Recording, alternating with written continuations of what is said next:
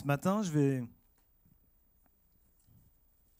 parler d'une petite expérience personnelle qui m'est arrivée cette semaine, qui m'arrive souvent en vérité. Et c'est au travail, donc c'est pas, il y a rien de grave. Il y a ce verset qui me trotte dans la tête depuis un certain temps, et je vais vous le lire. Ne sois pas vaincu par le mal, mais vainqueur du mal par le bien. Ne sois pas vaincu par le mal, mais vainqueur du mal par le bien. Je me dis, mais qu'est-ce que tu veux me dire, Seigneur? Qu'est-ce que tu veux me dire? Et on viendra après, t'inquiète pas, Muriel. Tu le connais pas? Non, pardon. C'est dans l'Épître aux Romains. Et je me suis dit, mais vaincu par le mal et vainqueur du mal par le bien. Mais je me suis dit, je suis enfant de Dieu. Le mal, je sais ce que c'est. Le bien, je sais ce que c'est. Normalement, je pratique le bien. Le mal, je dois le refuser. Je dois être en horreur du mal, entre guillemets. Je ne dois plus pécher.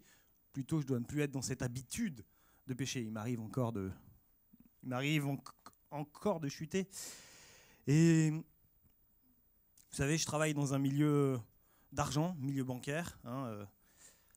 C'est bon, je vais pas dire que c'est pas facile, mais c'est pas simple. Vous savez, vous pouvez avoir devant vous une personne la plus sympa du monde, mais dès qu'on touche à son argent, ça devient comment dire, épidermique. Vous savez, la personne était gentille, elle devient méchante. Tu te dis, mais qu'est-ce qui se passe? Vous étiez si bien avant.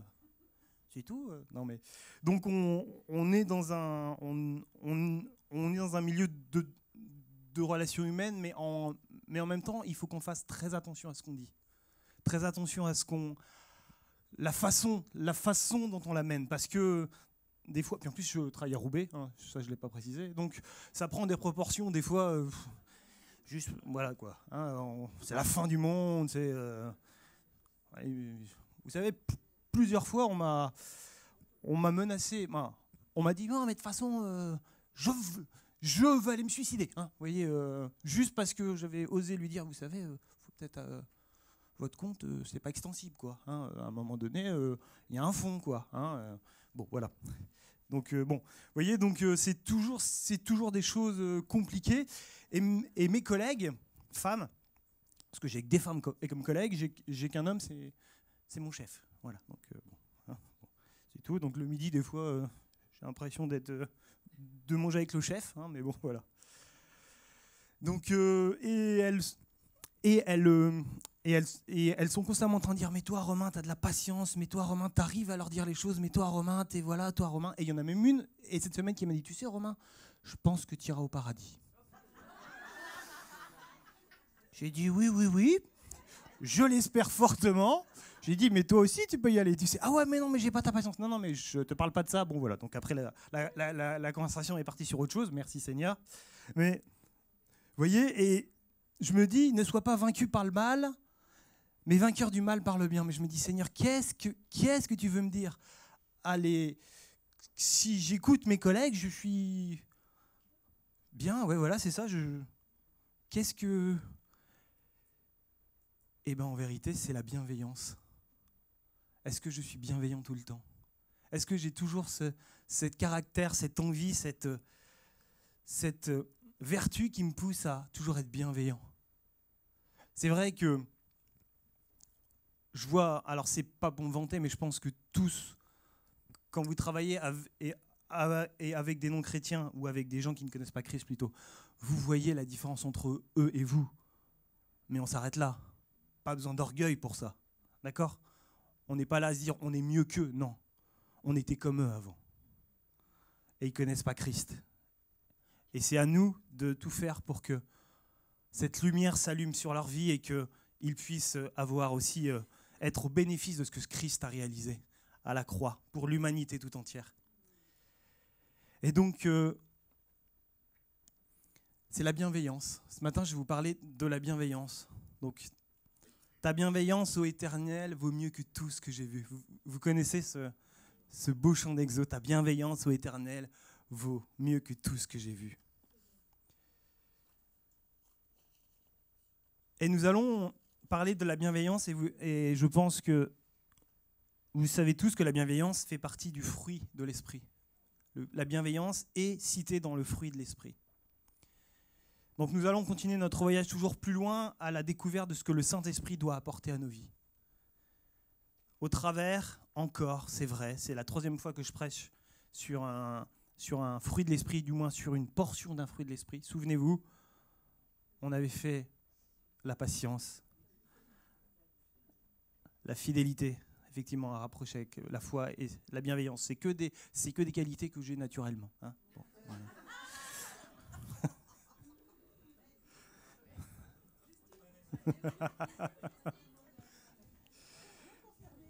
Comme quoi, vous voyez, en tant que responsable et avoir le micro, ça ne veut pas dire qu'on est toujours parfait. D'accord ? Loin d'être... la 3e, c'est la bienveillance aujourd'hui. Galates 5, verset 22. Mais le fruit de l'esprit est amour. 5, verset 22. Amour, joie, paix, patience, bonté, bienveillance, fidélité, douceur, maîtrise de soi. Ça, ce sont le fruit de l'esprit. Le fruit, pas les fruits. C'est-à-dire qu'ils vont tous ensemble. Vous ne pouvez pas avoir l'amour sans la maîtrise de soi. Vous ne pouvez pas avoir la bonté sans la joie et la paix. Vous comprenez ? C'est vrai que là, on les découpe. On aime bien, vous savez, découper les choses.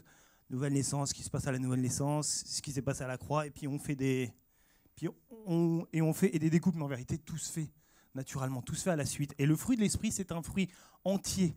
Alors, c'est vrai qu'on a des tendances naturelles à être un peu plus joyeux, être un peu plus dans la paix ou des choses comme ça, mais on doit travailler au fruit complet. Donc après la patience, je l'ai dit, après la fidélité, nous allons nous attarder sur un autre quartier, une autre portion du fruit, la bienveillance. Alors peut-être que vous, dans votre Bible, vous avez peut-être un autre mot que la bienveillance. Oui, je l'ai entendu. La bénignité, effectivement. C'est quoi ça ? Bénignité. La bénignité, c'est la bienveillance en vérité. Hein. C'est la même chose. La bénignité, vous savez, quand on parle de quelque chose qui est bénin. Voilà, ça vient de là. Bienveillance. C'est vrai que bienveillance, c'est mieux que bénignité. Hein. Oui, c'est un peu plus dur, mais c'est la même chose, la bienveillance. Être bienveillant. Bienveillant, en 2 mots. Être bienveillant. Veillez bien. Veillez bien. Faites attention à ce que vous faites constamment. Certes, c'est un fruit. Le fruit, c'est du comportemental, on est d'accord. Et non du spi. Vous savez, souvent, nous, les enfants de Dieu, on aime bien du spi. Le spi, il faut absolument du spirituel. Il me faut ma bénédiction. Il me faut ma petite portion de spirituel. Mais le comportement est important aussi. Pourquoi ? Parce que le comportement fait partie de notre témoignage. Les personnes autour de vous qui ne connaissent pas Christ, le spirituel, même si ils sont attirés, on est d'accord, mais c'est le comportement d'abord qu'ils voient. Tu te dis chrétien et tu fais ça. Tu te dis chrétien et tu te comportes comme ça. Tu te dis chrétien, tu me bassines le midi en me disant qu'il faut que je fasse confiance à Dieu, et toi, à la première chose, tu te mets en colère. Comportement. C'est pour ça que le fruit de l'esprit, ce sont du comportemental. Et c'est important que notre vie extérieure reflète notre vie intérieure. Parce que c'est ce que les gens autour de nous voient d'abord. Même si, effectivement, c'est le Saint-Esprit qui convainc de péché, de justice et jugement, on est d'accord. Mais d'abord, il faut qu'il nous écoute. Et donc, le comportement fait partie de notre témoignage. Les gens qui nous entourent se référeront toujours à nos réactions, à notre façon d'être, à nos actions. D'ailleurs, Jésus lui-même a tiré la foule à lui, bien sûr, par ses prodiges et les miracles, on est d'accord, par ses discours qui étaient clairs, nets et précis, mais aussi par son attitude. Il était toujours bienveillant, compatissant, aimant. Il prenait du temps pour chacun. Il était toujours disponible. D'ailleurs, lui-même dit de lui qu'il est doux et humble de cœur. Je suis doux et humble de cœur. Prenez mon joug. Hein, et ça a été cité ce matin dans une prière. Il est doux et humble de cœur. Matthieu 11, verset 29, si vous voulez la référence. Il est doux et je suis doux et humble de cœur. Matthieu 11, verset 29. Et le fruit de l'esprit nous aide à avoir un comportement, une façon d'être et d'agir comme Dieu le demande, comme Dieu le désire pour ses enfants, fidèles à l'image de Christ, fidèles à l'image de Christ, qui prenait plaisir à faire du bien. Vous savez, Christ prenait plaisir à faire du bien. Il prenait plaisir à restaurer les vies, guérir, délivrer les captifs. Alors c'est vrai que c'était son ministère, vous allez me dire, mais il y prenait réellement du bien. Pourquoi ? Parce qu'il aimait l'autre. Il aimait son prochain. Il était l'incarnation de l'amour de Dieu pour l'humanité. Et maintenant qu'il est retourné là-haut, c'est nous qui devons incarner ça, Je dis ça, je ne suis pas toujours l'incarnation de Christ. Paul nous parle aussi dans son épître à l'église de Philippe que votre attitude soit identique à celle de Jésus-Christ, que votre attitude, donc l'attitude, on parle bien du comportement, soit identique à l'attitude que Jésus-Christ avait sur terre. Philippiens 2, verset 5. Philippiens 2, verset 5, notez-le, relisez-le à la maison. Donc la bienveillance. Dieu nous appelle à être bienveillants comme lui est bienveillant pour nous. Essayons d'apporter une définition, parce que depuis tout à l'heure on en parle, on pense tous savoir ce que c'est. C'est une disposition généreuse à l'égard de l'humanité. On va aller plus loin. Une volonté qui vise le bien et le bonheur d'autrui. Ça sort de nous pour aller vers l'autre. C'est une qualité, une vertu qui est tournée vers l'autre. La bienveillance est tournée vers l'autre. La bienveillance n'est pas tournée vers moi, elle est tournée vers l'autre. En gros, je fais passer l'autre avant moi. C'est ce que Jésus faisait. Jésus faisait passer ceux qui avaient besoin de lui avant lui. D'ailleurs, quand vous lisez les évangiles, je me dis, mais comment il a fait pour tenir ? Il ne prenait pas le temps de manger, il ne prenait pas le temps de dormir. Des fois, il passait des nuits complètes à prier, à être dans la présence de Dieu. Il faisait de choses tellement grandes, tellement formidables. Et puis, à l'époque, il n'y avait pas de voiture. Il s'est tout déplacé à pied. Et à un moment donné, c'est vrai que le corps, il doit s'arrêter, mais il a toujours regardé l'autre avant soi-même.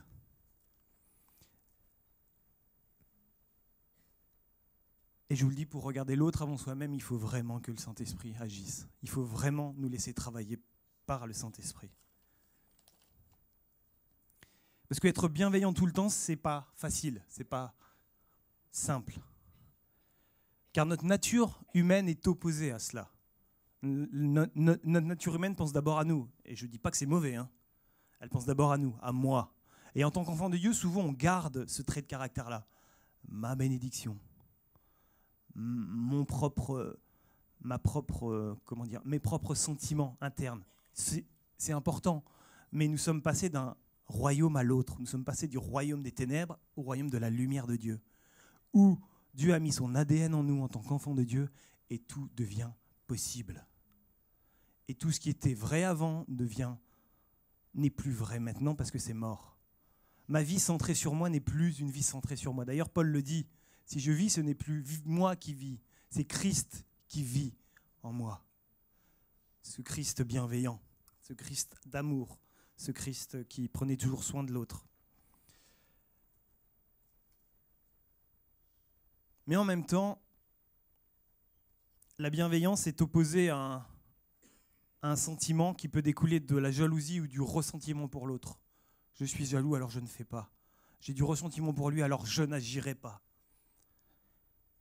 Et des fois, elle vient aussi d'une supériorité. Vous savez, je me sens supérieur et je me dois d'être bienveillant envers l'autre. Je vous dis tout de suite, c'est une fausse bienveillance. Et souvent, elle est pratiquée dans nos milieux chrétiens parce qu'on entend le dire qu'il faut être bienveillant avec l'autre. Alors je suis bienveillant, mais au fond de mon cœur, je ne le suis pas. Et Dieu dit que non, ce n'est pas un bon fruit qui doit être porté. Mais vous savez, cette société dans laquelle nous vivons sait que la bienveillance est importante. Mais encore une fois, elle la corrompt à sa manière. D'ailleurs, on parle de bienveillance naturelle de l'homme. D'ailleurs, on en a un exemple dans les Actes, Actes 28, versets 1 et 2. Vous savez, quand Paul a été emmené par bateau pour rejoindre Rome et que le bateau fait naufrage, et il se retrouve dans cette île de Malte. Et il est dit, une fois sains et saufs, nous avons appris que l'île s'appelait Malte. Vous savez, quand on est échoué, on ne sait pas toujours où on arrive. Et lui, cette île s'appelait Malte. Les barbares nous témoignaient une bienveillance peu commune. Ils nous recueillèrent tous autour d'un grand feu qu'ils avaient allumé à cause de la pluie qui survenait et à cause du froid. La bienveillance est déjà dans l'homme. Ces personnes ne connaissaient pas Christ et pourtant ils étaient bienveillants envers les naufragés. Vous voyez, il y a déjà cette portion de bienveillance qui est dans l'homme, comme l'amour, comme la joie, comme la paix.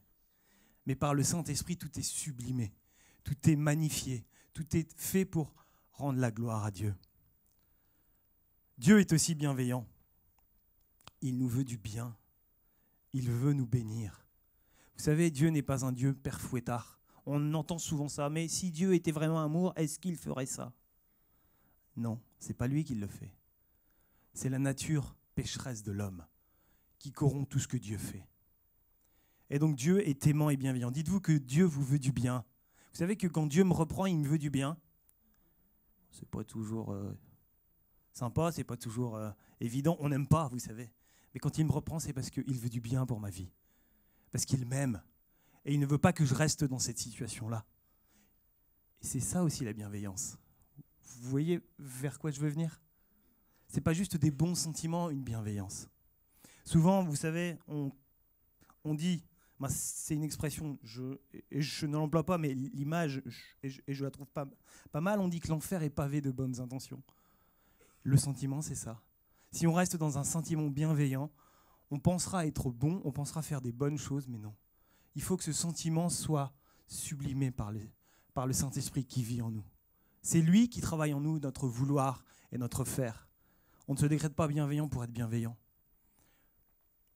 Lisons Éphésiens 1, versets 3 à 10, si vous voulez.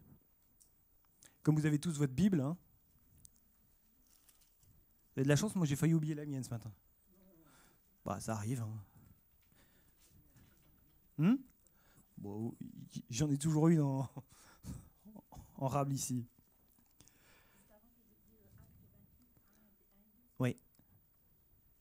Et là, c'est Éphésiens 1, verset 3 à 10. Alors, il paraît qu'il faut le répéter plusieurs fois. Donc, Éphésiens 1, verset 3 à 10. Éphésiens 1, verset 3 à 10. J'ai l'impression d'être au parcours. Éphésiens 1, verset 3 à 10. C'est vrai que pour moi, ça paraît logique, mais... Éphésiens 1, verset 3 à 10. Béni soit le Dieu et Père de notre Seigneur Jésus-Christ, qui nous a bénis de toute bénédiction spirituelle dans les lieux célestes en Christ. On voit déjà l'effet de l'amour de Dieu pour nous, sa bienveillance pour notre vie. Il nous a bénis de toute bénédiction spirituelle dans les lieux célestes par Christ ou en Christ. En lui, donc par Christ, Dieu nous a élus avant la fondation du monde pour que nous soyons saints, sans défaut, devant lui. Dans son amour, il nous a prédestinés par Jésus-Christ à être adoptés selon le dessein bienveillant de sa volonté, pour célébrer la gloire de sa grâce qu'il nous a accordée en son bien-aimé, toujours en Jésus. En lui, en Jésus, nous avons la rédemption par son sang, le pardon des péchés selon la richesse de sa grâce, que Dieu a répandu abondamment sur nous en toute sagesse et intelligence. Il nous a fait connaître le mystère de sa volonté, le dessein bienveillant qu'il s'était proposé en lui, pour l'exécuter quand les temps seraient accomplis, réunir sous un seul chef, le Christ, tout ce qui est dans les cieux et ce qui est sur la terre. Amen. Amen. Vous savez, amen, ça veut dire ainsi soit-il. Le dessein bienveillant de Dieu. Dieu a toujours eu un dessein bienveillant pour vos vies, pour ma vie, pour l'humanité tout entière. Il désire que l'humanité, ceux qu'il a créés, puissent être réconciliés avec lui. Et le moyen, c'est Christ. Mais aussi, on voit dans les psaumes, psaume 63, verset 4, je vais vous lire, notez-le, psaume 63, verset 4, on voit aussi la bienveillance de Dieu. D'ailleurs, ça a donné un chant, car ta bienveillance est meilleure que la vie, car ta bonté vaut mieux que la vie. Vous savez, vous connaissez ce chant. Car la bienveillance est meilleure que la vie, mes lèvres te glorifieront. La bienveillance de Dieu. Nous avons un Dieu bienveillant. Nous avons un Dieu bienveillant.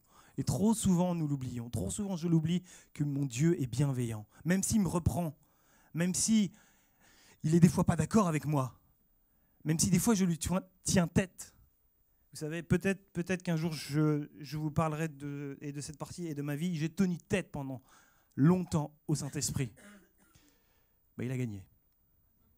Il a gagné. Mais je peux vous dire que ce n'est pas une chose à faire. Et de lui tenir tête, effectivement. Ouais. Ça n'apporte rien de bon à votre vie personnelle. Mais la bienveillance de Dieu est meilleure que la vie elle-même. Mes lèvres te glorifieront. Nous avons un Dieu bienveillant, un Dieu aimant, un Dieu compatissant. On en a parlé il y a quelques instants. Jésus lui-même aussi a manifesté cette même bienveillance, cette même bénignité. Bénignité. C'est vrai que bienveillance, c'est mieux quand même. Hein. À ceux qui... Ouais, bénignité. Ouais. C'est pas moi qui l'ai inventé, parce que j'aurais jamais inventé ça. Bon, j'aurais dit bon. Hein. Désolé. Jésus lui-même a manifesté cette même bienveillance à ceux qu'il a rencontrés tout au long de son ministère. Acte 10, versets 37 et 38 nous parle de ça. Acte 10, versets 37 et 38. Acte 10, versets 37 et 38. J'ai l'impression de faire une réclame aussi, vous savez, d'être au supermarché et de répéter le même truc. Acte 10, versets 37 et 38.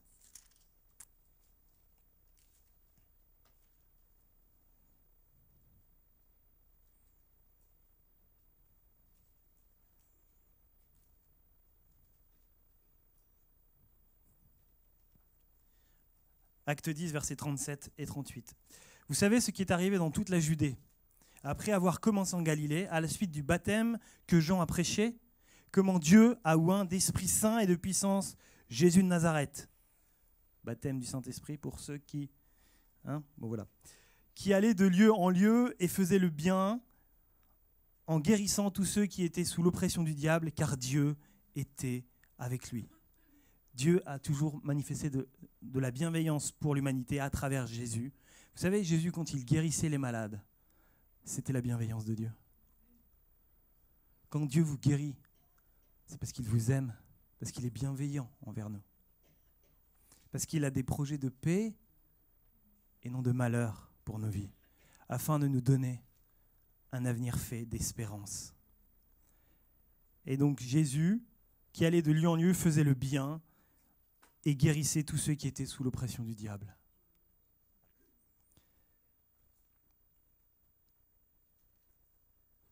La bienveillance est citée comme une portion du fruit de l'esprit, la bienveillance. Bien sûr, la bienveillance divine et non humaine.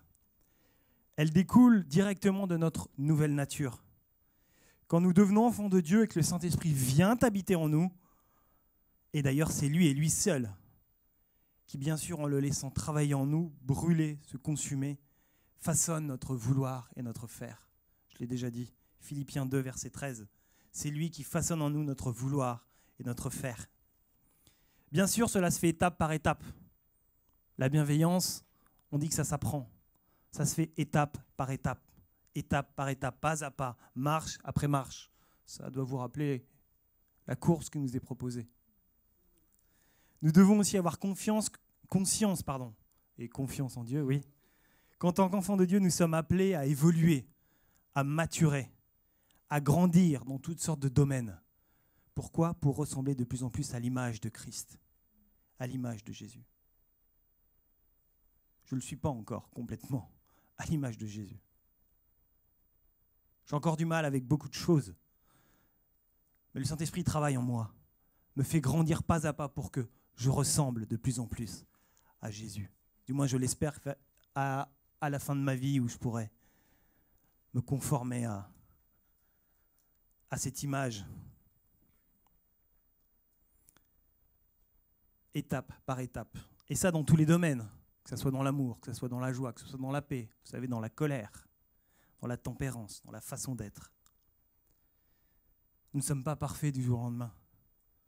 Nous ne sommes pas parfaits du jour au lendemain. Il faut qu'on se souvienne de ça. Quand l'ennemi arrive et appuie là où ça fait mal, vous savez, là où on a péché, là où on a raté le but, manqué le but. Il dit, ah, tu vois, tu te dis enfant de Dieu, mais regarde ça. Vous pouvez lui dire, c'est vrai. J'ai manqué le but, j'ai péché. J'ai péché contre Dieu. Ne t'inquiète pas, Satan, je vais me repentir devant Dieu. Mais sache que je ne suis pas parfait, mais que Dieu travaille en moi. Et que la prochaine fois, tu pourras venir, ça sera réglé. C'est comme ça qu'on avance, c'est comme ça qu'on grandit, c'est comme ça qu'on mature, c'est comme ça qu'on laisse le Saint-Esprit brûler et travailler en nous. Donc je l'ai dit étape par étape. Alors plus de condamnation, d'accord ? Plus de condamnation. Chuter, ça arrive, mais il faut se relever. Par contre, si vous chutez au même endroit, posez-vous la question, posez ça devant Dieu et demandez l'aide toute puissante de sa main et vous verrez, il posera lui le doigt sur quelque chose sur lequel vous devez changer. Mais quand il posera son doigt, ça ne sera pas de la même manière que Satan, ça ne sera pas dans l'accusation, ça sera dans l'amour et dans la bienveillance. En disant, tu vois ça, à ta place, moi je ferai comme ça. Si tu veux, je peux t'aider. J'ai tout mis en place pour que tu y arrives. L'image de Jésus. C'est vrai que c'est Dieu qui travaille en nous. Ça, c'est une chose, c'est vrai. Mais nous devons faire notre part. C'est simple, c'est facile de dire, oui, mais Dieu travaille en moi. Hein, donc pour l'instant, je continue à faire ce que je fais, mais non. Nous avons notre part à faire. Nous devons avoir un cœur bien disposé, un cœur pur. Oh Dieu, mets en moi un cœur pur. Et être obéissant à la foi, à cette foi première, cette foi primaire, entre guillemets, que Paul nous appelle à être obéissant. Vous avez choisi dans votre cœur de suivre Jésus. C'est un appel à l'obéissance toute votre vie. Souvenez-vous de ce moment où Christ a impacté votre vie. Vous avez dit non, je veux changer de vie, je ne veux plus être comme avant. Je veux être comme ça, je veux marcher avec Jésus. Obéissance à la foi. La bienveillance selon Dieu, je dis bien selon Dieu, est sans préjugés. Il ne préjuge de rien, il est amour. La bienveillance selon Dieu est libératrice, parce qu'elle n'accuse pas. Même s'il nous dit des fois des choses que nous n'avons pas envie d'entendre, mais il ne nous accuse pas. C'est dans le sens pour que nous allions plus loin. La bienveillance selon Dieu n'enferme pas l'autre dans une logique, dans une façon de faire ou dans une façon d'être. Elle respecte l'entièreté de ce que je suis. Ça, c'est Dieu. Parce qu'il vous a créé parfaitement et il vous connaît parfaitement mieux que vous-même. Et surtout, la bienveillance selon Dieu est sans contrepartie.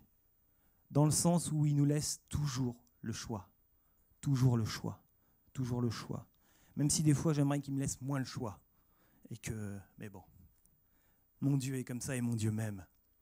Souvent, des actes qu'on peut qualifier de bienveillance sont en réalité intéressés. D'ailleurs, la médecine reconnaît qu'une certaine forme de bienveillance est indispensable à mon moi. C'est-à-dire que je suis bienveillant avec les autres, mais ce n'est pas pour les autres, c'est pour moi. C'est pour que moi, j'aille mieux. C'est pour que moi, ma guérison aille plus vite. C'est pour que moi. Je ne dis pas que c'est mauvais, d'accord ? Mais ça, c'est la bienveillance selon l'homme. D'ailleurs, certains psychiatres et psychothérapeutes parlent de bienveillance envers soi-même, afin de non pas être guéri, mais d'aider notre corps à se sentir mieux et à préparer un terrain favorable à la guérison médicale. Bon, voilà, ça c'est une aparté, mais sachez que ça existe. Et ça, c'est de la bienveillance tournée vers soi. Je suis bienveillant avec les autres, mais en contrepartie, c'est pour moi. C'est pas vraiment de la bienveillance. Du moins, c'est pas de la bienveillance pour Dieu. Je ne pense pas que Dieu agit de la même manière. C'est-à-dire, je vais être bienveillant avec lui et en retour, il va m'aimer. Non, Dieu aime. Dieu est bienveillant. Et si en retour, il a notre amour, il est heureux. Mais si en retour, il n'a pas notre amour, il continuera à t'aimer. Il continuera à être bienveillant avec toi. Il continuera à te faire grâce. Ça, c'est Dieu. Il y a aussi des religions qui nous parlent d'être bienveillant pour aller au paradis. Vous savez, ça c'est l'islam, d'être bienveillant pour aller au paradis. Tu fais ça pour ça, tu fais ça pour ça. Vous savez, le bouddhisme zen, Vous savez, quand on voit des Bouddhas un peu partout, on trouve que c'est un élément et de décoration. Bon, mais ça reste un dieu. Ça reste un dieu. Même si pour moi, il n'a pas de... Il est mort. Et c'est une statue, mais vous savez, le bouddhisme zen, par exemple. Faire du bien à l'autre, être bienveillant pour s'élever spirituellement, pour attraper des grades, pour arriver au nirvana. Et c'est de la bienveillance tournée vers l'autre. Vers l'autre, mais surtout pour moi. Je fais du bien à l'autre, mais pour moi, pour monter spirituellement et dans des grades. Et c'est encore tourné vers soi. Mais ça, ce n'est pas la bienveillance que Dieu fait. Et malheureusement, des fois, on est comme ça. Des fois, on est bienveillant pour être béni. Des fois, on est bienveillant pour faire bien devant l'Église. Des fois, on est bienveillant parce que la parole de Dieu nous dit de le faire, alors je le fais, mais je le fais sans conviction. Et ce n'est pas ça que la vraie bienveillance, selon Dieu. La Bible nous dit qu'il y a plus de bonheur à donner qu'à recevoir. Qu'il y a plus de bonheur à donner qu'à recevoir. Et vous savez, la bienveillance tournée vers soi, j'ai plus de bonheur à donner pour recevoir. Vous voyez le truc ? Alors qu'il y a plus de bonheur à donner qu'à recevoir. C'est vrai que quand on reçoit un cadeau, on est content. Il faut être clair. Il y en a qui aiment bien des cadeaux. Je connais quelqu'un qui, avant son anniversaire, en bassine pendant des jours et des jours. Qu'est-ce que je vais avoir comme cadeau ? Ah, si t'as pas d'idée, je vais te faire une liste de cadeaux. Bon, voilà. Bon, c'est tout. Non, c'est... Mais la Bible nous dit qu'il y a plus de bonheur à donner qu'à recevoir, même si j'aime faire des cadeaux. Hein. Oui, j'aime faire des cadeaux, mais c'est pas toujours ce que tu veux, c'est vrai, je suis d'accord. Acte 20, verset 35 nous dit « Il y a plus de bonheur à donner qu'à recevoir ». Il y a plus de bonheur à donner qu'à recevoir. Et celui qui a écrit les Actes dit que c'est une parole de Jésus, que Jésus a prononcée, mais qu'on ne retrouve pas dans les évangiles. Mais c'est Jésus qui l'a prononcée quand même. Il y a plus de bonheur à donner qu'à recevoir. Et la bienveillance de Dieu, et du coup celle que nous devons pratiquer, est tournée exclusivement vers l'autre. Acte 20, verset 35. Et elle est désintéressée par les récompenses. Elle est désintéressée par la louange que nous pouvons en retirer. Elle est désintéressée par la reconnaissance de notre propre cœur, ou même des hommes, parce qu'elle est tournée vers l'autre. Et elle émane de l'Esprit Saint qui est en nous et qui agit selon la volonté de Dieu. Alors quand ma collègue me dit « Toi, tu iras au paradis », je suis content. Je me dis « Elle a vu quand même une différence ». Mais je ne devrais pas me poser que là-dessus en disant « Ah, je suis bien meilleur qu'eux, je n'ai pas d'efforts à faire ». Eh bien si, j'ai des efforts aussi à faire dans la bienveillance, dans la joie, dans la paix, dans tout ce que Dieu veut que je sois. Alors pour être bienveillant en acte, mais aussi en parole, dites-vous qu'il faut toujours être dans la vérité. Une bonne façon de raisonner, c'est de dire je dois toujours être dans la vérité. Pourquoi ? Parce que le Saint-Esprit nous conduit toujours dans la vérité. Et si la bienveillance est un fruit de l'Esprit, alors ma bienveillance doit être vraie. Déjà vraie avec moi-même. Si je n'ai pas envie de le faire, je ne le fais pas. On est d'accord ? Mais après, on se pose et on se dit pourquoi j'ai pas eu envie de le faire ? Vous savez, ce qui est bien avec la soupe, même là, si c'est fini, c'est que la soupe, on voit des gens qu'on n'a peut-être pas l'habitude de voir ou qu'on n'a peut-être pas l'habitude de parler avec. Et ça, c'est bien. Et ça, c'est une bonne chose. Mais il n'y a pas que la soupe. Il y a plein de choses à faire. Il y a plein de choses. Mais là, c'est parce que c'est l'exemple qui vient de se terminer. Bon, voilà, je suis désolé. J'aurais dû la faire avant ma prédication. Bienveillant en acte, en parole, il faut toujours une parole droite et sincère. Toujours être dans la vérité. Je l'ai dit avec soi-même, mais aussi avec l'autre. Avec l'autre, c'est-à-dire ne pas lui cacher. Vous savez, des fois, on est bienveillant et puis on pense être bienveillant et on ne dit pas toujours la vérité parce qu'on a peur de choquer, parce qu'on a peur de troubler, parce qu'on a peur de la réaction ou de blesser ou de la réaction d'en face.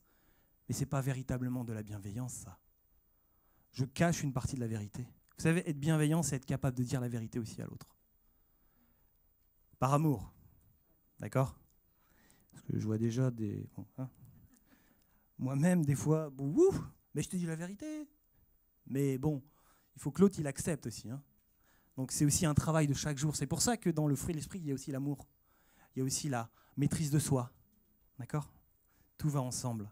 La bienveillance, il faut qu'elle sert à relever l'autre et à le fortifier. C'est là que vous savez que vous avez été bienveillant. Vous servez à relever l'autre et à le fortifier. Ça veut dire ne pas tout accepter. Vous savez, Dieu n'accepte pas tout de nos vies. Il nous aime, c'est vrai. Mais il nous aime tellement qu'il y a des choses qu'il ne supporte pas et qu'il nous le dit. Peut-être qu'à moi, mais ça, c'est la bienveillance de Dieu envers ses enfants. La bienveillance, si elle reste pratiquée de façon non sincère, je le fais car il faut le faire de manière religieuse, est un piège pour soi-même. Je pense que vous l'avez compris, et pour l'autre. Car elle peut être de la complaisance au mal. De la complaisance au mal. C'est-à-dire que vous pouvez laisser l'autre dans le péché. Vous pouvez vous-même être complice du mal par rapport à ça. Alors, des fois, il vaut mieux rien dire. Si vous ne le sentez pas, ne dites rien. Demandez juste au Saint-Esprit d'agir, c'est tout. Et il le fera. Et il le fera, lui, de façon parfaite. Vous savez, des fois, aller toujours dans le sens de l'autre. « Ah, mais je te comprends. Ah, oui. » Mais vous savez, la société nous pousse à ça, à tout accepter. « Ah, mais il faut être bienveillant avec les gens. Il faut être bienveillant. » Oui, c'est vrai. Mais pas comme ça. Pas tout accepter. Tout laisser faire. Tout laisser dire. Et on arrive à ce qu'on arrive maintenant. C'est-à-dire, les choses bonnes sont devenues mauvaises. Les choses mal sont devenues bonnes. Parce qu'on a trop été complaisant, on a trop laissé faire, on a trop laissé dire. La société humaine est comme ça. Mais nous, enfants de Dieu, il ne faut pas que nous tombons dans ce piège-là. Vous savez, quand mes collègues me disent « Ah, mais t'es pas tolérant, toi hein ?» Je dis « Non, je ne suis pas tolérant. J'aime. » C'est la différence. Parce que quand on aime, on doit être capable de dire à l'autre, dans l'amour, qu'il se trompe. La tolérance, on laisse faire. Il est à côté de nous, mais il peut mourir, on s'en fout. Je le tolère. Vous comprenez ? Vous comprenez ? Et la différence, et la société humaine nous pousse à la tolérance, mais pas à l'amour. Et Dieu veut que nous soyons amour et bienveillants. Alors je sais que c'est pas facile, je sais que c'est pas simple. Je sais que, mais je suis totalement d'accord avec toi, Muriel. Et que des fois, j'aurais dû me taire par rapport à certains collègues ou certaines situations où je me suis dit en tant qu'enfant de Dieu, ça y est, j'arrive, regarde, j'ai la réponse, regarde, tape, boum. Et ça fait pire que mieux. Mais parce que j'ai pas laissé le Saint-Esprit travailler en moi avant. La bienveillance, attention, alors j'ai dit complaisance du mal, être toujours dans le sens de l'autre, pour ne pas être dans l'opposition. Des fois, la complaisance peut être de la lâcheté pour éviter le conflit, et des fois, ça peut même être de la manipulation pour arriver à nos fins. Oh, je te comprends, mais derrière, tac. La bienveillance de Dieu à notre égard nous laisse notre liberté, de choix. Et nous reconnaît et nous aime pour nous-mêmes. Dieu nous reconnaît et nous aime pour nous-mêmes. Il t'a créé comme ça, il t'aime comme ça. Alors vous me dites, pourquoi il veut me changer alors, s'il m'aime comme ça ? Parce qu'il a des projets de paix pour ta vie, et non de malheur. Et il sait qu'avec lui, dans ta vie, il y a des choses beaucoup plus grandes qui t'attendent, des choses encore meilleures, des choses encore plus belles. Et n'oublions pas, en tant qu'enfants de Dieu, nous ne vivons plus pour nous-mêmes. Ça, c'est ce que les religions proposent, de vivre pour soi-même, sa petite bénédiction, sa petite façon d'être. Mais Dieu, si nous acceptons de vivre pour Dieu, nous vivons entièrement pour Dieu. Notre vie est tournée exclusivement vers l'autre. Déjà vers Dieu lui-même, mais vers ceux qui nous entourent. Des fois, je pense que nous ne prenons pas toujours conscience de notre engagement. J'ai décidé de suivre Jésus. Ce n'est pas juste un engagement, un coup de tête. Ce n'est pas juste un sentiment. Ce n'est pas juste dire « Oh, ça paraît bien, je vais le faire ». Non. Dites-vous que c'est un engagement de chaque jour. Chaque jour. Chaque jour, portez sa croix. Vous savez, vous connaissez ce passage. Chaque jour, portez votre croix. Chaque jour, nous aurons des difficultés, mais Dieu est là. Chaque jour, ça ne sera pas simple, mais Dieu est là. Il y a des jours, ça sera formidable et simple, mais Dieu est aussi là, dans ces moments-là. Mais notre vie chrétienne, notre vie d'enfant de Dieu, est une vie qui est faite d'avancement, de renoncement, de sacrifice, de sanctification, de joie, de peine, de grâce, de bonté. Mais Dieu est là. Et Dieu est là jusqu'au bout. La bienveillance de Dieu à notre égard nous laisse notre liberté et nous reconnaît et nous aime pour nous-mêmes. Et cette bienveillance désintéressée et sincère produit quoi en nous? Une envie et une capacité de changer. C'est parce que Dieu est bienveillant avec moi et qu'il m'aime que j'ai envie de lui donner cet amour en retour. Vous savez combien de fois, et je pense qu'on est tous pareils, combien de fois je me suis dit, mais je ne me sentais pas digne, et pourtant Dieu m'a touché. Et pourtant Dieu m'a fait grâce. Et pourtant l'amour de Dieu s'est manifesté pour moi. C'est ça la bienveillance désintéressée de Dieu. Et du coup, quand on est comme ça, on est content, on est joyeux, on remercie Dieu et on a envie de changer. C'est ça, la bonne bienveillance qui vient de Dieu. Et dites-vous que c'est ce que nous devons pratiquer pour que l'autre puisse changer, évoluer, pratiquer la même façon de faire, la même bienveillance à l'égard de notre prochain. Et c'est pour ça que nous avons besoin du Saint-Esprit. Je l'ai dit, nous sommes bienveillants pour nous-mêmes souvent, dans l'optique de nous-mêmes. Mais soyons bienveillants de façon désintéressée. Et nous avons besoin de l'Esprit Saint pour ça. Car d'abord, cela plaît à Dieu. Et cela va manifester chez l'autre, à un moment donné, une envie de connaître Dieu. Ou du moins de reconnaître Dieu à travers de ce qu'il aura vécu avec vous. Il a été bienveillant avec moi alors que moi j'étais méchant avec lui. Je lui ai pourri. Vous savez, c'est pas toujours facile à l'école. C'est pas toujours facile d'être enfant de Dieu à l'école. Mais ça peut en faire partie. Je ne dis pas qu'il faut se laisser taper dessus. On est d'accord. À un moment donné, il faut quand même réagir. Non, mais si. Bon, moi, j'étais plutôt de ceux qui réagissaient, mais ça, c'est autre chose. Trop vite, oui, effectivement. Ouais, trop vite. Il ne faut pas réagir trop vite. Mais il faut bénir l'autre à travers ce que des fois on subit. Et vous savez, encore une fois, l'Église persécutée est un merveilleux exemple pour nous. Ils subissent. Ils sont maltraités, ils sont tués, les églises sont fermées. Nous ici, on a bien vu 2 ans de Covid et ce que ça a fait. Et pourtant, c'était que du Covid. Je ferme la parenthèse. Eux, c'est beaucoup pire que nous. Ils sont pourchassés même des fois dans les rues. Ils sont mis à l'opprobre et pourtant, ils bénissent. Ils bénissent. Ils bénissent leurs ennemis. Et moi, j'ai du mal avec ça des fois. Pour être bienveillant, il faut d'abord faire preuve d'intérêt pour notre prochain. C'est la première étape. D'abord avec nos proches, bien sûr. Avec nos frères et sœurs. D'ailleurs, c'est pour ça que la communion fraternelle existe. Et la communion fraternelle, vous savez, ça ne se fait pas à travers un écran interposé. Du moins, j'ai jamais... La communion fraternelle, ça se fait entre... Comme ça. Excuse-moi de te taper. Oui, je suis tombé sur un os, ouais. Je t'aime, mon loulou. Donc ça ne se fait pas par un écran interposé, mais en vis-à-vis. Je discute avec toi, tu discutes avec moi, nous parlons ensemble, nous échangeons ensemble, nous prions les uns pour les autres. C'est ça la communion fraternelle. Mais aussi, être bienveillant, il faut faire preuve d'intérêt aussi à nos collègues. C'est vrai que des fois, il y a certains collègues, on n'a pas envie de les écouter. Non mais c'est vrai. On n'a pas envie de passer du temps avec eux, mais pourtant. Peut-être qu'une phrase que je pourrais dire, que vous pourrez dire, pourra peut-être changer sa vie. Amen, effectivement, je pense à certains collègues, amen. Mais aussi surtout avec lesquels les personnes ne nous sommes pas attirés au premier abord. Vous savez, nous avons souvent cette capacité de se rapprocher toujours des gens et qui nous ressemblent, ou qu'on pense et qui nous ressemblent et on ne va pas plus loin. Et malheureusement, c'est un drame pour un enfant de Dieu. Et je prends toujours l'exemple de mon beau-père, je suis désolé Justine, mais mon beau-père pourrait parler avec un chien habillé. Mais ça, c'est une bonne attitude, vous voyez ? Toujours être capable d'avoir un quien habillé, ouais, c'est ça. Je n'ai pas voulu la faire, mais c'est ça, avec un quien habillé. Bon, voilà. Ça, c'est mon beau-père, et ça m'a toujours fasciné, cette façon d'être, de pouvoir avoir une petite phrase, et pour chacun, vous savez, une petite phrase gentille, une petite... Mais voilà, attentionnez, mais c'est ça, c'est vers ça qu'on doit être. Alors pour moi, des fois, ça doit... Bon voilà, mais c'est tout. Travailler, effectivement. Mais c'est ça.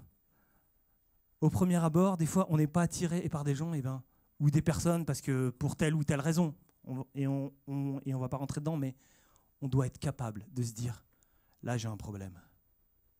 Parce que Jésus a été vers tout le monde, les pécheurs, ceux qui n'avaient pas besoin de lui, entre guillemets, les lépreux, les collecteurs d'impôts. Ouais, bon, ça, j'ai toujours pas compris pourquoi c'est mauvais collecteur d'impôts, mais bon. Collecteur d'impôts banquier, vous savez. Bon, je sais pas. Bon. Voilà, mais bon. En tout cas, il a été vers eux. Hein. Merci Seigneur. Mais voilà, vous voyez, il a pas regardé à l'apparence. Il n'a pas regardé peut-être au son que sa voix pouvait produire. Il n'a pas regardé peut-être à l'odeur que... Bon, vous voyez ce que je veux dire? Non, il a toujours été bienveillant envers tout le monde. Ma vie d'enfant de Dieu, à l'image de celle de Jésus, doit faire du bien. Je dois faire... Dites-vous que votre vie doit faire du bien. Votre vie doit faire du bien à l'autre. Est-ce que votre vie fait du bien à l'autre? Posez-vous juste à cette question, pas de réponse. Posez-vous juste à cette question. Est-ce que ma vie, en tant qu'enfant de Dieu, fait du bien à l'autre?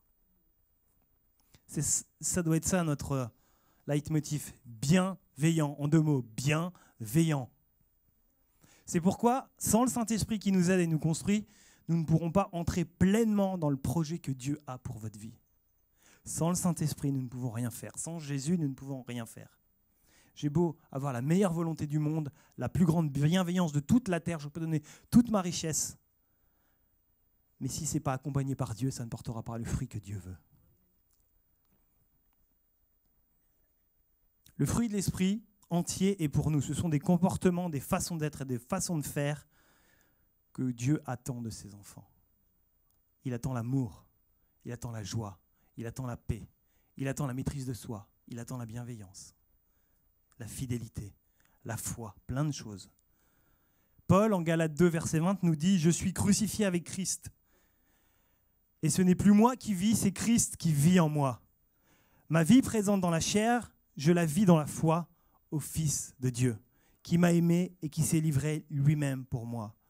Ce n'est plus moi qui vis, c'est Christ qui vit en moi. » Galates 2, verset 20.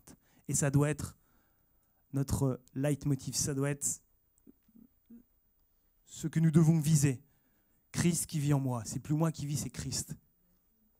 Et là, je me dis, heureusement que Christ, c'est pas moi, quoi. Hein, j'aurais pas été jusque la croix, moi.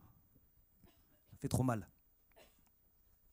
Prenons conscience que la bienveillance, ça, notez-le bien et on va finir là-dessus. Prenons conscience que la bienveillance désarme et désarmera toujours l'adversaire.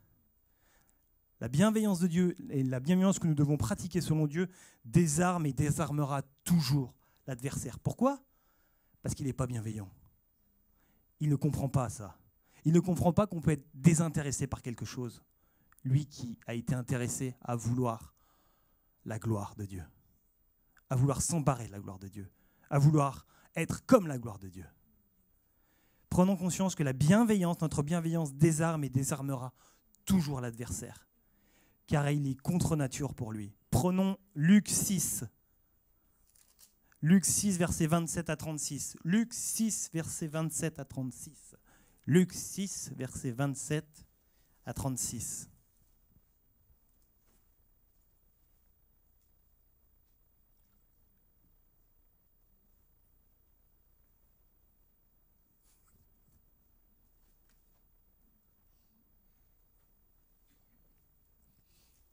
Donc Luc 6, versets 27 à 36. Ce passage fait partie du sermon sur la montagne, vous savez, ce fameux sermon qui commence par les béatitudes. « Heureux vous les pauvres, car le royaume de Dieu est à vous. Heureux vous qui avez faim, maintenant vous serez rassasiés. » Et on arrive au verset 27 qui vous le dit. « Mais moi je vous dis, à vous qui écoutez, aimez vos ennemis. » Déjà rien que ça, c'est révolutionnaire. Aimez vos ennemis. Alors qu'on est dans une période où l'ennemi doit être détruit. Aimez vos ennemis. Faites du bien à ceux qui vous haïssent. Naturellement, on n'a pas envie de faire du bien à ceux qui nous haïssent. Moi, le premier. Bénissez ceux qui vous maudissent. Priez pour ceux qui vous maltraitent.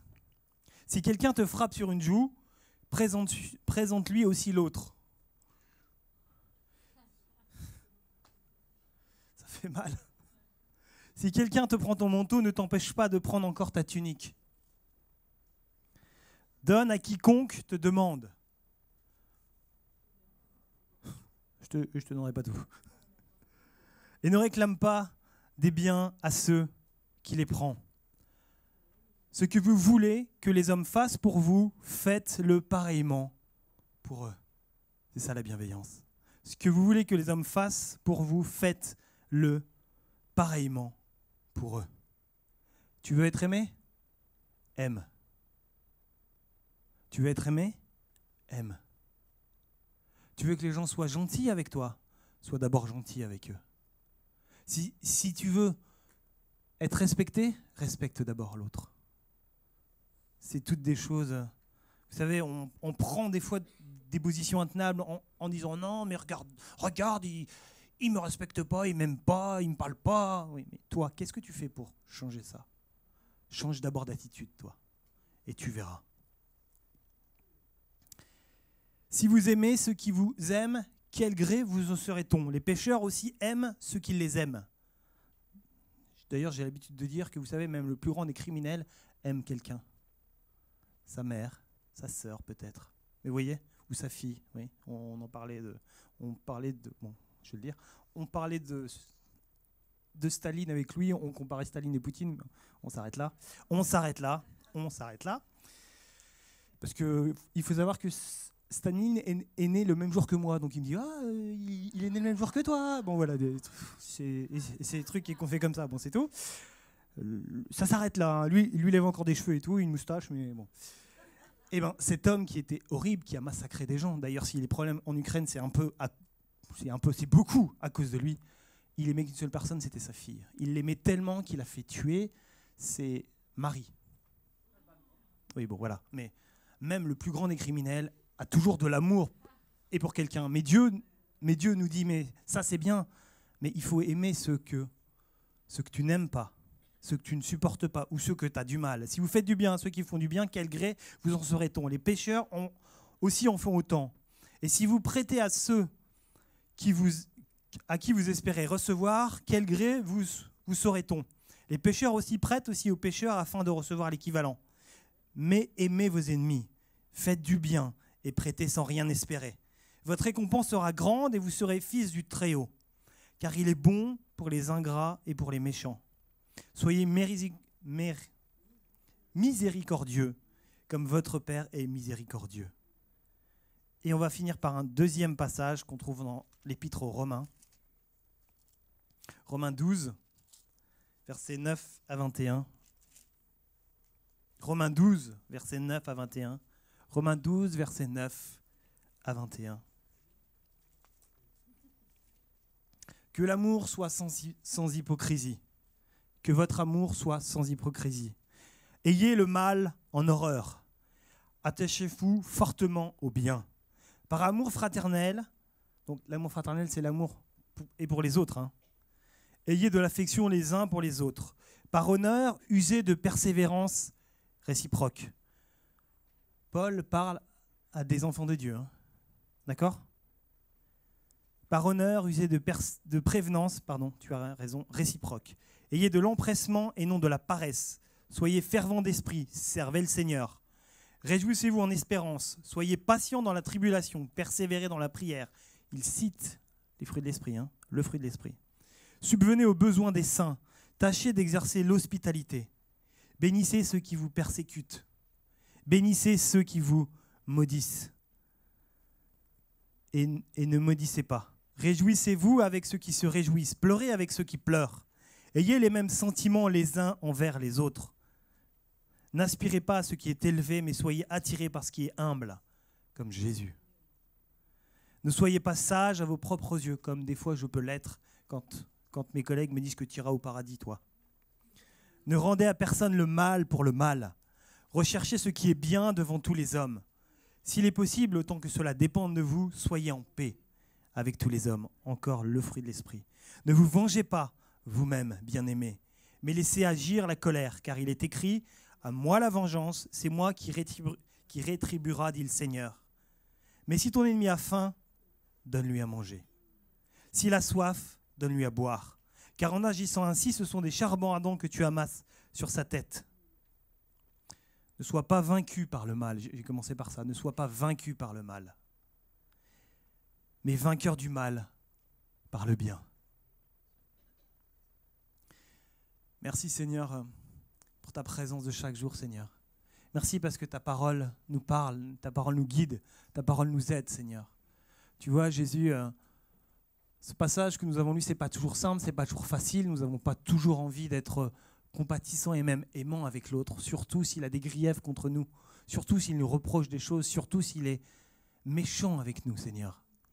Mais Jésus, tu nous demandes d'agir comme Jésus agissait sur terre, bienveillant, aimant, compatissant.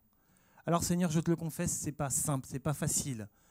Et ma tendance naturelle humaine ne me pousse pas à ça. Alors Seigneur, j'ai besoin de toi. Alors Seigneur, nous avons besoin de toi.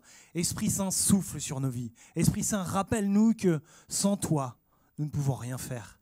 Rappelle-nous chaque jour que nous avons besoin de nous soumettre à ta volonté, que nous avons besoin de t'écouter, que nous avons besoin de peut-être de mettre des choses en règle dans nos vies pour pouvoir être comme tu veux que nous soyons, à l'image de Christ. Des enfants de Dieu pleins et remplis de puissance, pour que nous puissions rentrer pleinement dans ce que tu désires pour nos vies, que nous puissions réconcilier ceux qui nous entourent à toi, Seigneur. Car tu nous as donné ce ministère de la réconciliation. Tu ne nous as pas demandé de rester statique, tu ne nous as pas demandé de rester dans l'attente, mais tu nous as demandé d'agir et d'être en action, Seigneur. Et nous avons besoin de toi pour ça. Nous avons besoin de ta présence, nous avons besoin de ton Saint-Esprit. Alors, remplis-nous, touche nos vies, transforme-nous encore, Seigneur. Que la bienveillance, Seigneur, soit notre envie, Seigneur, quand nous parlons avec l'un et quand nous parlons avec l'autre ou quand nous agissons, Seigneur. Gloire, honneur te soit rendu pour qui tu es, mon Dieu. Amen. Amen. Je vous bénis au nom de Jésus-Christ, je vous bénis.